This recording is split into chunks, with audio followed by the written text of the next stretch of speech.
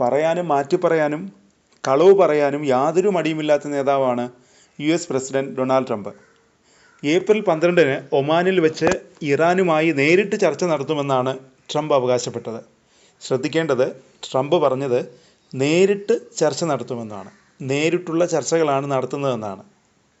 ഒരു രാജ്യത്തിൻ്റെ ഭരണാധികാരിയാണിത് പറഞ്ഞത്, അതും അതീവ പ്രാധാന്യമുള്ള ഒരു ചർച്ചയെക്കുറിച്ച്. ഒമാനെ സമ്മർദ്ദത്തിലാക്കാനുള്ള ഒരു തന്ത്രമായിരുന്നു ട്രംപിൻ്റെ ഈ നുണപറച്ചിൽ. എന്നാൽ ഒമാനിൽ നടത്തിയത് പരോക്ഷ ചർച്ചയാണ്. ശ്രദ്ധിക്കുക, പരോക്ഷ ചർച്ചയാണ്. ഈ പെരുന്നുണ പറയാൻ ട്രംപിന് യാതൊരു നാണക്കേടും തോന്നിയില്ല. ഇസ്രായേൽ പ്രധാനമന്ത്രി നെതന്യാഹുവുമായുള്ള കൂടിക്കാഴ്ചയിലാണ് ഇറാനുമായി നേരിട്ടുള്ള കൂടിക്കാഴ്ച നടത്തുമെന്ന് ട്രംപ് വ്യക്തമാക്കിയത്. എന്നാൽ ചർച്ചകൾ പരോക്ഷമായും ഒമാൻ്റെ മധ്യസ്ഥതയിലുമായിരിക്കുമെന്നാണ് ഇറാൻ വ്യക്തമാക്കിയത്. ശനിയാഴ്ച സംഭവിച്ചത് അതുതന്നെയായിരുന്നു. ഇറാൻ പ്രഖ്യാപിച്ച പോലെ മസ്കറ്റിൽ നടന്ന ചർച്ചകൾ പരോക്ഷമായിട്ടായിരുന്നു. ഇറാൻ്റെയും അമേരിക്കയുടെയും പ്രതിനിധികൾ വെവ്വേറെ മുറികളിലായിരുന്നു ഇരുന്നത്, ഒരുമിച്ചായിരുന്നില്ല. ഒമാനിൻ്റെ വിദേശകാര്യമന്ത്രി നൽകിയ രേഖാമൂലമുള്ള സന്ദേശങ്ങളിലൂടെ മാത്രമേ ആശയവിനിമയം ഇരുവരും നടത്തിയുള്ളൂ. ഇറാൻ വിദേശകാര്യമന്ത്രി അബ്ബാസ് അരാങ്ചിയും US പ്രത്യേക ദൂതൻ സ്റ്റീവ് വിറ്റ്കോഫുമായിരുന്നു പരോക്ഷ ചർച്ചയിൽ പങ്കെടുത്തത്. ഇരുവരും തമ്മിലൊരു ഹലോ പറഞ്ഞതൊഴിച്ചാൽ പരസ്പരം സംസാരിച്ചതേയില്ല.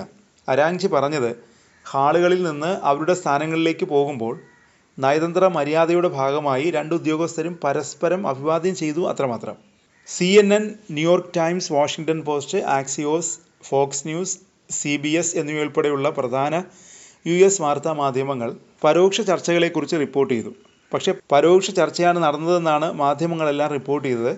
എന്നാൽ നേരിട്ടുള്ള ചർച്ചകളെന്ന ട്രംപിൻ്റെ മുൻ അവകാശവാദത്തെക്കുറിച്ച് മാധ്യമങ്ങൾ പരാമർശിച്ചതേയില്ല, സൗകര്യപൂർവ്വം മറന്നു. നേരിട്ടുള്ള ചർച്ചകളെന്ന് പറഞ്ഞത് ട്രംപിൻ്റെ സമ്മർദ്ദതന്ത്രമായാണ് വിലയിരുത്തുന്നത്. ഏപ്രിൽ 19-നാണ് ചർച്ചകളുടെ രണ്ടാം റൗണ്ടും നടത്തുന്നത്. അതും നേരിട്ടല്ല, പരോക്ഷമായാണ് നടത്തുന്നത്. ട്രംപ് അമേരിക്കയുടെ പ്രസിഡന്റായി അധികാരമേറ്റ ശേഷം നടത്തുന്ന ആദ്യ ചർച്ചയാണ് ശനിയാഴ്ച നടത്തിയത്. ഒബാമ ഭരണകൂടത്തിന് ശേഷം ഇരു രാജ്യങ്ങളും തമ്മിൽ ചർച്ച നടത്തുന്നത് ഇത് ആദ്യമായാണ്. ഹ്രസ്വമാണെങ്കിൽ പോലും ഇരു രാജ്യങ്ങളും ചർച്ച നടത്തിയത് നല്ല സൂചനയായാണ് ഇറാൻ മാധ്യമങ്ങൾ റിപ്പോർട്ട് ചെയ്തത്. അടുത്ത ഘട്ട ചർച്ചകൾ ഏപ്രിൽ 19 ശനിയാഴ്ച നടക്കുമെന്ന് അരാങ്ചി പിന്നീട് സ്ഥിരീകരിച്ചു. ഒമാന്റെ തലസ്ഥാനമായ മസ്കറ്റിലായിരുന്നു കൂടിക്കാഴ്ച തുടങ്ങിയത്. 2 മണിക്കൂറിലധികം നീണ്ടുനിന്നു. ഏകദേശം 50 വർഷമായി ഇറാനും US ശത്രുതയിലാണ്.